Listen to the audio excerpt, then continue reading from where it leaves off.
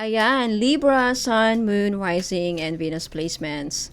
Magandang araw po sa inyong lahat and happy New Year po. Welcome back po dito sa Banomagos PH. My name is Angel Francia Feliciano. So, in today's video, Libra, alamin natin kung ano ang magiging kapalaran ninyo ngayong January 2 hanggang katapusan ng January. Okay, bago mag-Feb. Kaya anong mga maasahan ninyo, anong paparating. Tignan natin. Kukuha tayo ng Moon Oracle card. Wait lang, mga madam. Yeah. Yung isang tarot card, ang tarot deck ang kukunin ko.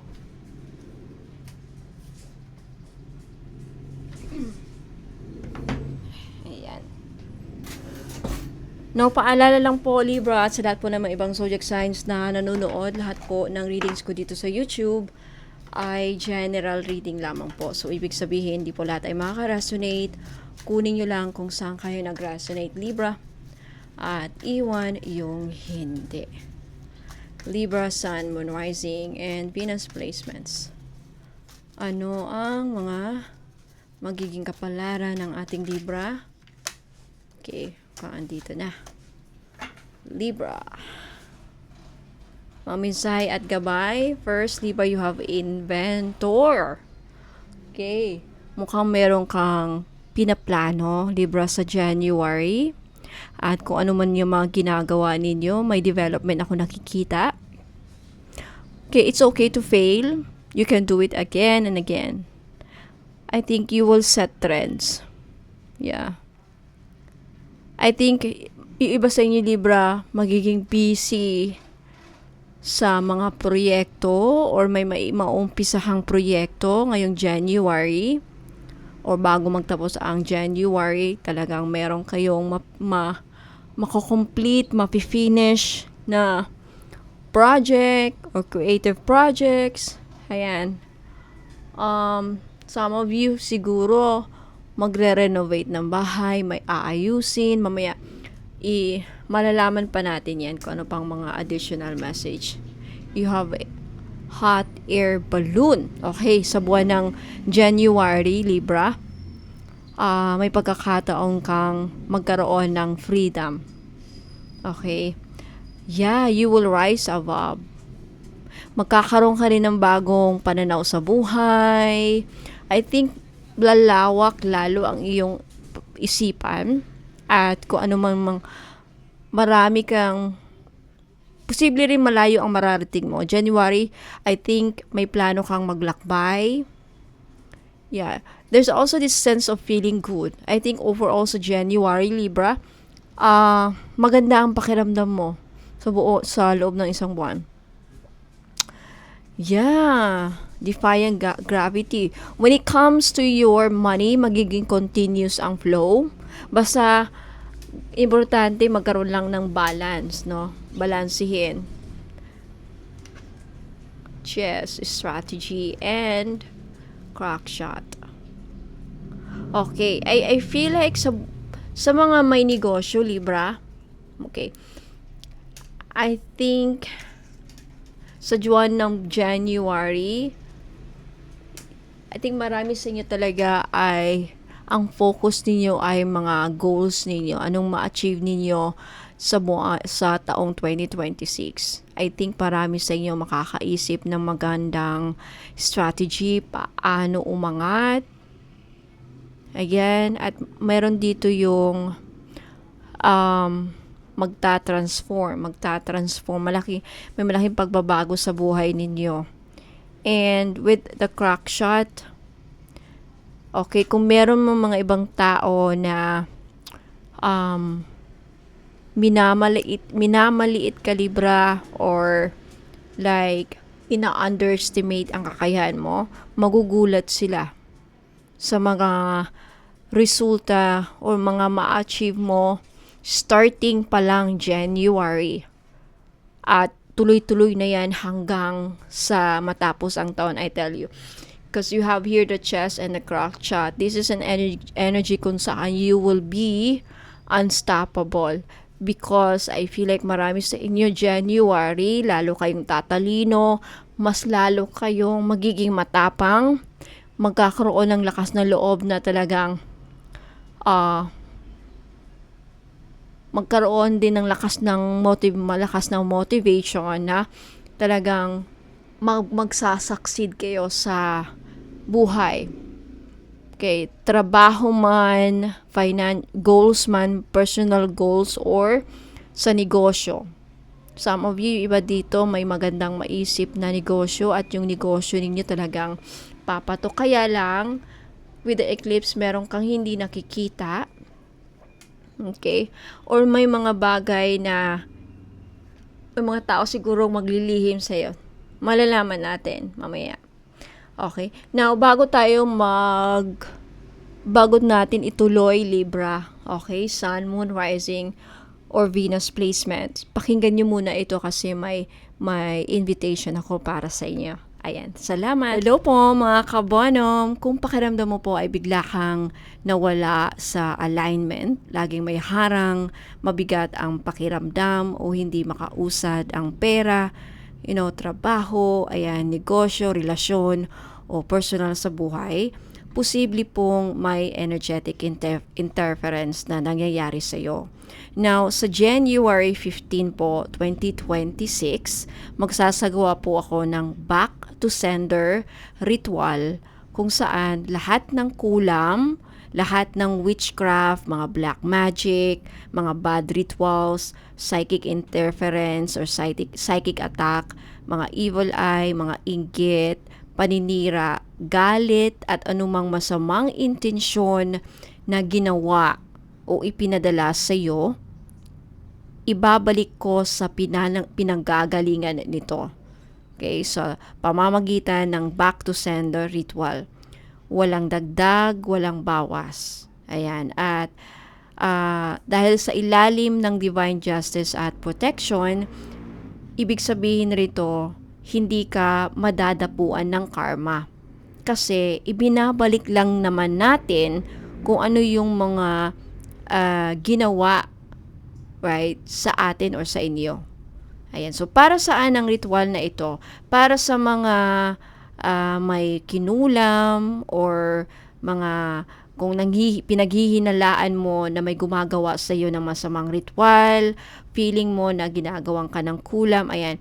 Para din sa mga may psychic interference, like mga energy drain, right? Naramdam mo na para kang hindi mo maintindihan kung bakit pagod na pagod ka, yung anxiety mo, hindi mo maintindihan saan nanggagaling o anong root cause ng anxiety, bigla ka lang ng anxiety na walang kadahilanan o mas lalo na kung walang medical explanation, right? Or may bigat na pakiramdam, ayan, or kakaibang panaginip. Isa rin po yan sa mga signs na minsan sa panaginip din sa panaginip din nila pinapatay yung tao. Sa sobrang lakas ng bangungot, hindi na makabangon. Merong mga gayang gumagawa ng ganyan. Para din po sa mga blockages sa pera, kung feeling mo may humaharang sa daloy ng pera mo, ayan, sa negosyo din, feeling mo may karibal ka, may competition ka sa negosyo, hindi mo alam, baka ginawan ka ng masamang ritual na walang lalapit sa iyo na clients or masasarhan ka ng swerte or anything na mababagsak ang negosyo mo, ganyan. And kahit sa career, may katrabaho ka na may galit sa iyo, mainggit sa iyo. Baka ginawan ka na masamang ritual na hindi ka ma-promote, matatanggal ka sa trabaho, magkakaproblema ka sa trabaho or anything, kahit anong gawin mo, hindi ka makahanap ng magandang trabaho, hindi ka makapunta ng ibang bansa. At opportunities, mahihaharang sa iyo or hindi ka makahanap ng opportunities. Meron ding gumagawa ng ganyang ritual. And then, para sa mga paulit-ulit na delay, isa rin po yung sign. Delay, malas, at hindi maipaliwanag na problema. Lalo na kung feeling mo, lahat naman ginagawa ko. Nagdadasal ako, lahat na. talagang lalo na kung malakas ang pakiramdam mo na may gumagawa. Kasi hindi mo maintindihan bakit lagi ka na lang nagkakaproblema, right? Ayan. And then, para sa gustong linisin ang aura at mga chakras at palakasin ang spiritual protection, pwede din. Now, anong kasama sa back to sender ritual? Aura energy cleansing, pagputol ng mga negative cords at attachments, ayan, pag-neutralize ng kulam, black magic at bad rituals, ayan, pagbalik ng lahat ng hindi sa'yo sa pinanggagalingin nito at pag-seal ng aura mo with divine light at protection. Magkano ang energy exchange? 500 po per person. Na kung gusto mong isama ang partner mo, asawa mo, mga anak mo, or mother mo, parents mo, ayan, magdagdag ka ng 500 bawat tao.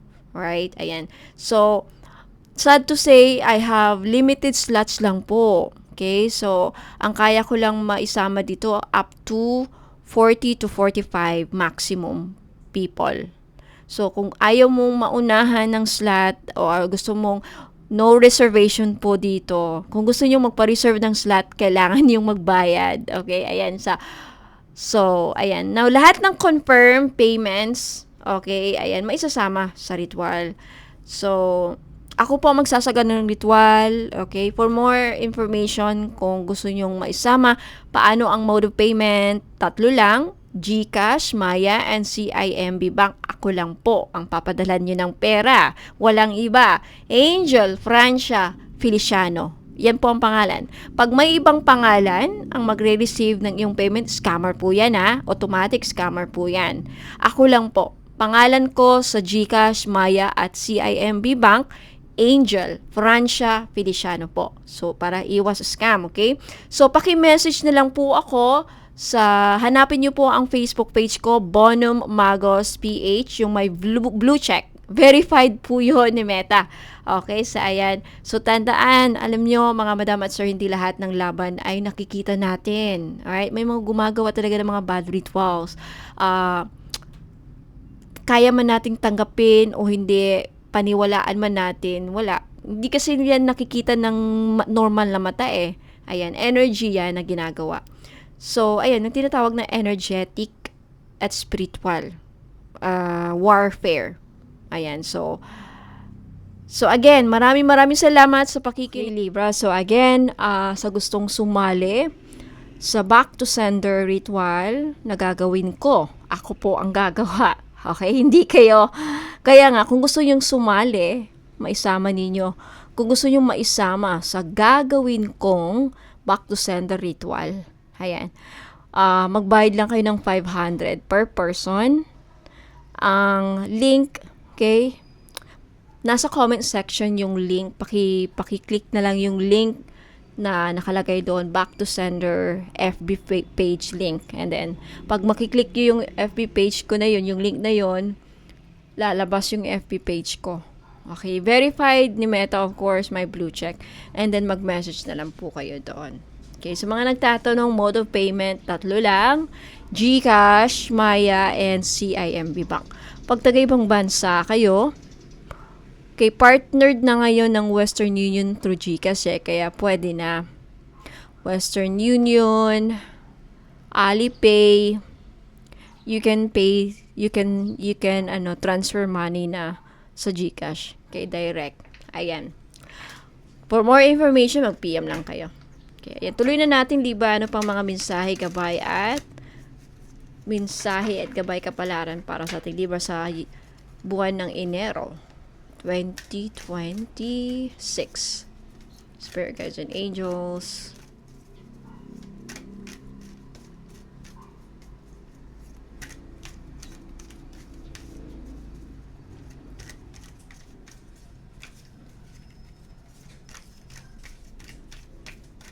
Okay.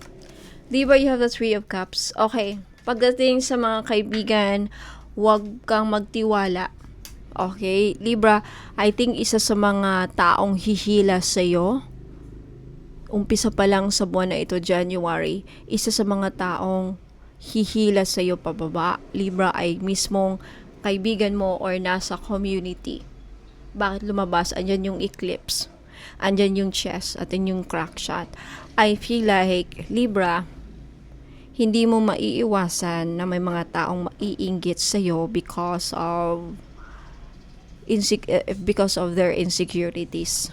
Meron ka na gusto din nilang makuha, kaya lang hindi nila ma-achieve. Kaya ang nangyari na lang, hanggang inggit na lang sila.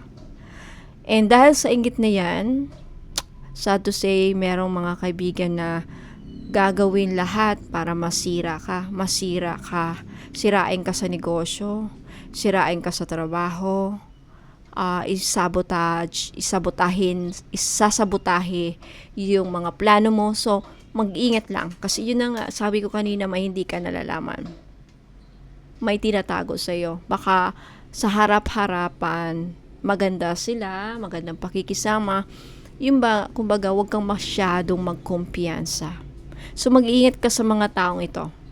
3 of Cups, I would say, nasa close vicinity. Close friends, posible rin ka mag-anak. Take it how it resonates. Ka-workmates mo, na nararamdaman din ako dito. But mostly, kung sino pa yung kaibigan mo, sino pa yung kamag-anak, posible rin nasa community, kung saan kayo nabilong. Barangay, so, posibleng kapitbahay, mag-ingat. O kasyoso mo sa negosyo. Ayan. Death card. May malaking pagbabago na mangyayari sa buhay mo, magta-transform ang iyong pananaw, Libra. I feel like this January, may gusto kang ma-achieve. Malakas ang motivation mo na gusto mong baguhin ang buhay mo. Parang dun yung fire eh. And you will succeed because andyan yung chess. Ibig sabihin, magaling ka mag-strategy. Some of you ay magaling sa strategy. And because yan, diyan ka mananalo with a crack shot. The Justice. Okay. The Lovers. 6 of Wands, see? You will succeed. Libra. Mag-ingat lang. Okay. This is what you don't see coming. Na talaga, sad to say, Libra, sa January, yung iba sa inyo, makakaranas ng disappointment. Kasi, I think, the reason why madi-disappoint kayo kasi, yung bang parang feeling mo, hindi mo akalain.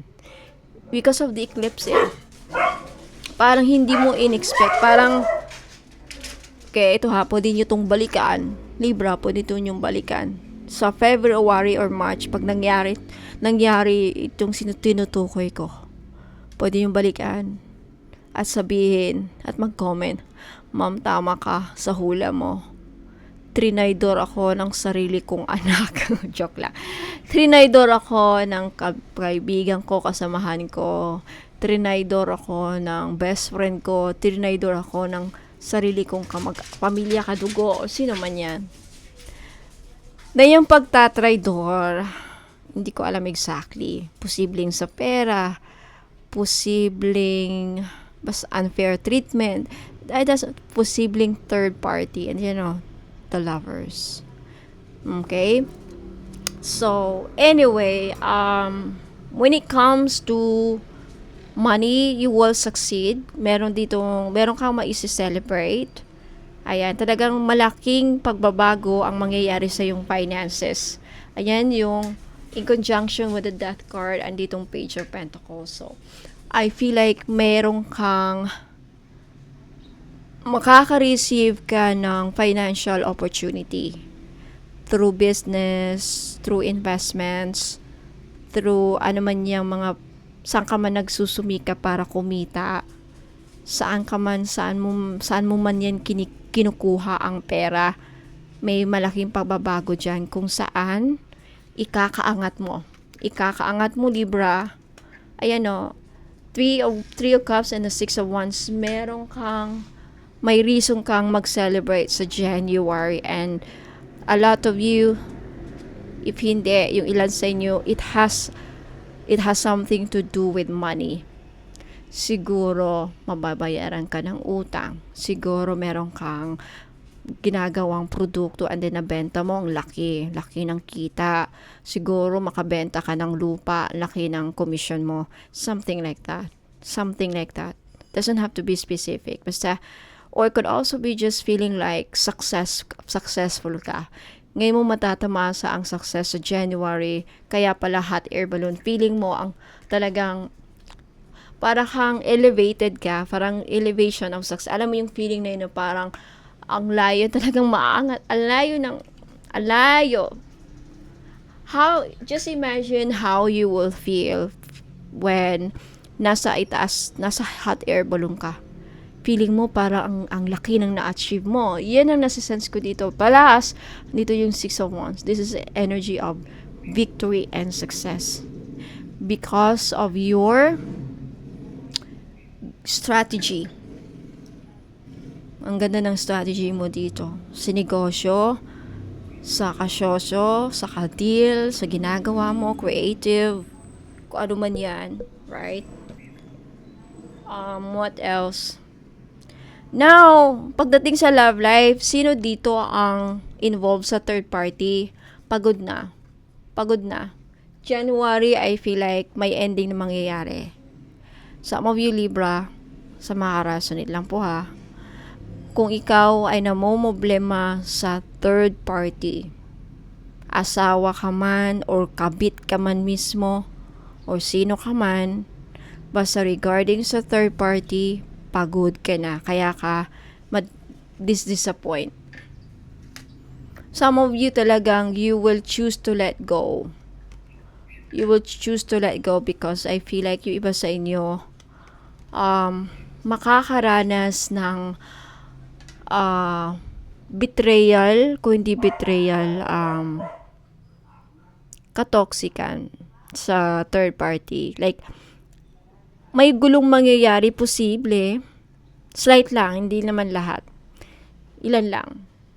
Now, I think what's coming, anong paparating sa iyo, Libra, is hustisya. Makakamit mo naman ang hustisya mo, pero regarding unfair treatment, regarding betrayal, regarding sa mga panlulokong naranasan mo sa mga tao na ito, kaibigan, sarili mong kadugo, pamilya, or mismong asawa mo, spouse mo, babae ka man or lalaki, makukuha mo ang hustisya, pero medyo matagal pa with the Three of Wands. You just really have to be patient. Now, may paparating na, alam mo, this is something that will excite you. Ang buhay mo, I think yung taon mo, Libra, ay magiging puno ng magiging balanse ang buhay mo. Lalo na kung dati ay hirap na hirap kang i-budget ang pera mo, no? Because of this chess and this quack shot, siguro dahil parang alam mo na paano solusyonan ang problema, alam mo nang, di ba sa chess, pag naglalaro ka, ginagamit mo utak. So, magiging smart ka na. And because sa pagiging matalino mo, because of your good strategy, mababalansi mo lahat. Negosyo, pera, pati pagmamahal, pati emotion mo. Kaya, it's also a cause for celebration. Talaga, ang ganda. And also, talaga, there's something about, meron kang mai-invent. For those of you Libra na nagpaplanong mag-invent, kung ano man yung bagong invento mo, it doesn't have to be like scientific invention.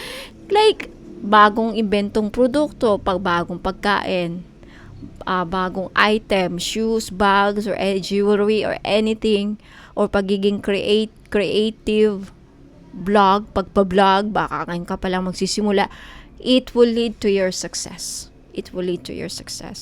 And may pagbabago din sa financial mo. Kung dati Libra, hingi ka lang ng hingi, or it doesn't have to be, like, alagaan mo kung ano man ang darating na opportunity regarding finances, bagong trabaho, mayroon sa inyo makaka-receive ng magandang balita, makakapunta ng ibang bansa, talaga lalo na Libra, kung isa sa mga pangarap mo noong last year na sana ngayong taon na to, 2026, makapunta ka ng ibang bansa. Yes, there's a big possibility with a hot air balloon. Page of Cups, this is good news. Good news regarding work. Three of Wands, this is go sailing abroad. Okay, now for those of you, Libra, doon sa mga, again, kung merong may mga taong niloloko ka with the eclipse, this is something na nakatago eh. Look at that. Eclipse o madilim, hindi mo naaninag. So, there's something like tinatago sa'yo. Alam mo, karma, makakarma sila in divine timing with the Three of Wands. Now, what else? Pagdating sa inyong love life, I think talagang yung iba sa inyo, tutuldukan nyo na ngayong January.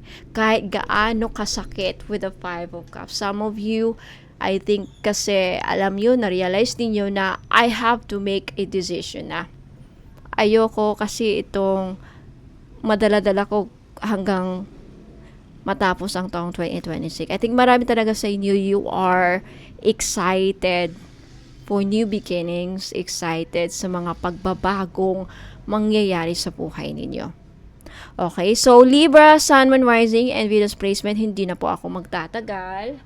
Pasensya na po. So, Libra, for those of you na naghanap ng pangregalo sa sarili or pangregalo sa mahal nyo sa buhay, meron na mga crystal bracelets na makakatulong po sa taong 2026. And the good thing about if bumili kayo, may kasama ng libreng ritual ang bawat item. Now, if marami kang bibilhin, like 3 items, 3 bracelets, may libreng private tarot reading. Okay? Kausapin niyo ako sa Facebook page, i-message niyo ako, dun tayo mag-usap. And what else? Panoorin niyo po itong video para makita niyo yung mga crystal bracelets para marinig niyo ang benefits, okay? Huwag muna kayong aalis kasi magbibigay ako ng So maraming salamat, no, Libra, Sun, Moon, Rising, and Venus placement. I hope to see you again next time. Panoorin niyo po itong mga bracelets na binibenta ko. Now, this is white jade crystal bracelet po. This is 2,980 each. 10mm size na beads. Ang rest size nito is 7 inches. Pwede po nating i-downsize kung ang size ng kamay ninyo is 6 or 5.5. Now, this is the stone para sa year 2026, Fire Horse Energy. Ang year 2026, Fire Horse ay isang taon ng sobrang bilis, init ng ulo, ayan, impulsive decisions, at mga biglaang pagbabago at emotional swings or mood swings na tinatawag. So dahil dito, itong white jade ang pinaka-recommended na stone dahil ito ang magbabalanse, magpo-protect at mag-stabilize ng Fire Horse energy. So, ano mga benefits ng white jade? Papalakasin ang protections pinapalakas ito, okay, ang protection mo sa 2026. Pangontra ito sa bad luck, pangontra sa mga evil eye, sa mga inggit at mga negative intentions na galing sa ibang tao. And pinipigilan ng energy drain nito lalo na sa mga taong maraming kausap, ka-work mo, kaharap na nakaka-stress, ayan. And may protection ito laban sa mga wrong decisions na dulot ng impulsive Fire Horse energy. And also, nagdadala ito ng pagbabalanse sa emosyon at isipan. So, pinapakalma ang isipan at puso mo. So, maiiwasan ang padalos-dalos na desisyon, away, at mga pagsisisi. So, mahalaga ito sa year 2026 dahil ang Fire Horse ay mabilis mag-init ng ulo at magdesisyon. And pampaswerte rin ito sa career, sa kapirahan at business kung may negosyo ka. Kasi tumutulong ito sa pagkakaroon ng clarity ng mga goals ninyo, tamang timing sa pagdidesisyon, and then pagbubukas ng mga opportunities. At pagkakaroon ng mas steady income flow kaysa biglaan pero mawawala rin. Okay, hindi biglaan ang swerte ng dala ng white jade pero pang matagalan at stable ang dala nito. And also, mental clarity at wisdom. So, pinapalakas nito ang intuition at logic mo. So, mas malinaw ka ng mag-isip kahit stressful ang paligid. Perfect ito sa mga taong may mga responsibilidad na dala-dala, may mga negosyo, ayan, may pamilya or breadwinner, ayan, at maraming iniisip sa buhay. Now, sa pagdating sa kalusugan at energy support, nakatulong itong white jade na ma-release anumang stress na dala-dala mo, and tutulong na ma-stabilize ang aura mo at pagkakaroon ng overall well-being. Hindi siya aggressive stone, so banayad, pero tuloy-tuloy ang effects. Napaka-perfect sa Fire Horse year 2026 Fire Horse energy. So bakit white jade ang number 1, pinaka number 1 recommended na stone sa year 2026? Ang Fire Horse kasi ay mainit, right? Again, mainit, mabilis, very impulsive, at emotionally intense ang dala ng energy ng Fire Horse. So ang white jade ay malamig ang energy, very grounding, very calming at stabilizing. So perfect yin yang ang dala na balance. Kumbaga mababalanse ang yin and yang energy mo. Na kung ang Fire Horse ay apoy, ang white jade ang kung kukontrol sa hangin at lupa at apoy na hindi hahayaang masunog ang buhay mo. Okay, ayan.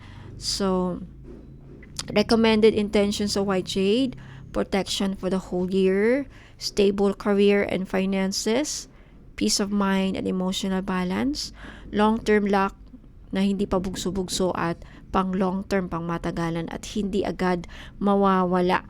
No, kasama sa white jade bracelet ang 38 steps of blessing ritual, cleansing and charging, and personal intentions, alignment, pwede niyong i-request. So kung gusto nyong bumili, ayan, mag-message po kayo sa akin sa Facebook page, Bona Magos PH, para ito sa lahat ng zodiac signs, lalo na sa mga fire signs, Aries, Leo at Sagittarius. So mag-PM lang kayo doon at take a screenshot, okay, sa white jade at i-message nyo ako. Mamili kayo sa gold claps or gold glass or rhodium. Okay, ayan. Maraming salamat. Ingat po kayo and God bless. Yellow tiger's eye. So this is the stone of protection, confidence, at matinong decision. Ang yellow tiger's eye ay isa sa pinakabalansing kristal. Hindi siya agresibo, hindi rin mahina. Sakto lang ang lakas niya para protektahan ka habang pinapalakas ang loob mo at isipan mo. So ano ang enerhiya na dala nito? Ang vibration na dala ng yellow tiger's eye ay alert energy. So parang mata ng tigre, no? Laging aware. And solar plexus activation. So ito ma-activate yung lakas ng loob mo at self-worth mo. And then may dala siyang grounded abundance. So swerte na may katinuan. Alright? So hindi naman ito bigla ang swerte. Okay? Hindi lang ito bigla ang swerte. Ito ay swerte na pinoprotektahan ka at pinapangalagaan. Kung ano man mga swerte na meron ka na alagaan niya. So, protection benefits, napaka-importante. Ito ang dahilan kung bakit madalas i-recommend ang yellow tiger's eye sa mga madaling mainggitan. Tahimik pero malakas ang aura. And then yung mga taong laging target ng mga masasamang salita. So, pinoprotektahan ka dito laban sa mga nag-i-evil eye sa'yo, may mga inggit sa'yo, may mga masasamang salita at chismis, no? Na chinichismis about sa'yo. And also, yung mga palipad hangin. Energy na walang direksyon para, pero nakakabigat. Mga palipad hangin, alam nyo na yan. At yung galit ng ibang tao na hindi mo kasalanan, ayan, mapoprotektahan ka nito. Hindi niya sinasalubong ang energy pagkos iniilag kanya nito. Pinoprotektahan ka nga. Sa money and work, ang yellow tiger's eye ay kilala rin bilang stone of wise wealth. So, anong epekto nito? Ibig sabihin nito, tinutulungan kang pinipigilan ang impulsive gastos mo. Lalo na kung, di mo makontrol ang paggastos. Tumutulong sa tamang desisyon sa negosyo, pinapalakas ang confidence sa trabaho, pinoprotektahan ang pinaghirapan mong kita. Ayan. So, hindi kanya pipilitin sa mga risky move. So, ito tuturuan kanya kung alin ang safe at alin ang delikado. Now, pagdating sa iyong mental at emotional, ano ang benefits? Nakakabawas ito ng kaba at self-doubt at pinapalinaw ang isipan mo kapag marami kang iniisip, tumutulong sa emotional balance, pinapalakas ang paninindigan mo So bagay ito sa mga taong tahimik pero deep. Alam mo yan, laging inuunahan ang iba. Laging inuuna ang iba kaysa sa sarili. And madaling maapektuhan ng paligid. Ayan. So, pinakabagay na zodiac signs, strongly recommended ito sa Taurus. Ayan, Leo, Virgo, ayan, Capricorn. Also good for Libra and Gemini. Paano isuot para mas effective? Sa left hand, kung ang gusto mo makuha ay protection, peace of mind, and energy shield. Sa right hand, kung ang gusto mo is confidence, may ginagawa ka or may negosyo ka at kung gusto mong matupad ang manifestations mo. Suotin sa trabaho, sa meetings, ayan, or pag nagkikipagsalamuha kayo sa maraming tao. So, paano, para kanino to highly recommend? Again, kung gusto mo ng tahimik pero matibay na proteksyon, gusto mo ng swerte na hindi nauubos, at gusto mo ng lakas ng loob pero may wisdom. Ayan, magkano ito? 1,980 each. Okay, punta lang po kayo sa Facebook page, Bonum Magos PH. Ang link ay nasa comment section sa baba. And pa-screenshot ako at pakidala yung screenshots, ipaki-message yung screenshot. Ayan. Maraming salamat. Ingat po kayo and God bless. Hematite bracelet. Ito yung ultimate protection, may dalang grounding at mental strength. So, ang hematite ay isa sa respetadong stones pagdating sa proteksyon at lakas ng loob. Hindi ito flashy, hindi ito maingay, pero napaka-solid, tahimik at matatag ang trabaho nito. Ito ang stone ng mga taong maraming responsibilidad, exposed sa inggit at stress, mga decision makers, or gustong protektahan ng sarili na hindi nakikipagbanggaan. No? So ano ang core benefits ng hematite? May dala itong strong energy shield. Pinipigilan ang pagpasok ng evil eye, mga inggit o mga masasamang salita at mga palipad hangin. At nagpo-form ito ng protective barrier sa aura mo.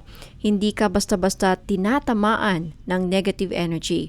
So perfect ito para sa mga taong trabaho ay nasa maraming tao, may mga negosyo, palaging nasa meetings at laging exposed sa public. May dala din itong grounding at stability, so ibinabalik ang energy sa lupa at pinapakalma ang isipan mo kapag na-overwhelm ka, pagod ka, or emotionally drained ka. Hindi ka madaling maapektuhan ng mood ng iba. So, ang resulta nito, kalmado ka kahit magulo ang paligid. And may dala ito ng mental clarity and focus. So, nakakatulong ito sa concentration, decision making, mental discipline, iwas din sa palaging pag-overthink. And nagpapalinaw ito ng direction kapag marami kang choices. So, ideal din ito para sa mga managers, mga business owners, professionals, mga estudyante, at mga iba pang tao na nangangailangan. May dala din itong energy balancing at recovery dahil sumisip-sip ito ng stress at pagod na dala mo, no? At binabalik ang sarili mong lakas at pinoprotektahan ka laban sa mga energy vampires at hindi ka madaling maubos kahit busy ang araw mo. Ayan, hematite is a year of the Fire Horse 2026. Isa sa mga stones na recommended sa taong ito. Kasi ang Fire Horse energy mabilis, intense, at very impulsive. So, ang hematite ang parang magpipreno ng sobrang apoy. Ayan, so, ito ay power na may control. Okay, yung anumang power meron ka, makokontrol mo. Ano yung mga wisdom mo, may dalang aksyon, at meron kang tapang na hindi ka sasabog. So, perfect ito sa mga, Taurus, Virgo, ayan, Capricorn, Scorpio, ayan, good for all signs na laging pagod, emotionally sensitive, exposed sa negativity. Paano isuot? Sa left hand kung gusto niyo ng protection, grounding at shielding. Sa right hand naman kung gusto niyo ng focus or sa work ninyo, ayan, at kailangan nyo ng disiplina. Iwasan lang po isuot habang natutulog kasi sobrang grounding ito. Ayan, again, sa may gusto pong bumili, pumunta lang po kayo sa Facebook page ko, Bono Magos PH. Ang link po nasa comment section. Maraming salamat. Ingat po kayo. God bless.